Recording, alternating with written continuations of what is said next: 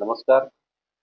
जिल्हा क्रीडा अधिकारी कार्यालय नांदेड तथा जिल्हा क्रीडा प्रशासन तसेच नेहरू युवा केंद्र व राष्ट्रीय सेवा योजना यांच्या संयुक्त विद्यमाने राज्यस्तरीय युवा महोत्सवाचं आयोजन जिल्हा क्रीडा अधिकारी नांदेडच्या वतीने कुसुम सभागृह या ठिकाणी दिनांक 12, 13 आणि 14 या तारखेला करण्यात येत आहे. यामध्ये राज्यातून 8 विभाग जे आहेत त्या 8 विभागातून या खेळाडूंचे या ठिकाणी आगमन होणार आहे. 12 तारखेला त्या खेळाडूंचं रिपोर्टिंग आहे. 13 तारखेला या स्पर्धेचं उद्घाटन होऊन 13 आणि 14 या 2 दिवसात विविध स्पर्धेचं या ठिकाणी आयोजन होत आहे. यामध्ये एकूण 25 परीक्षक या खेळाडूंचं परीक्षण करून त्यातील उत्कृष्ट असे खेळाडू निवडून पहिल्या नंबरचे जो पथक आहे त्याचं सिलेक्शन करून राष्ट्रीय स्तरावर होणाऱ्या 11-12 जानेवारीमध्ये दिल्ली येथे होणाऱ्या राष्ट्रीय युवा स्पर्धेमध्ये हे सर्व खेळाडू सहभागी होणार आहे.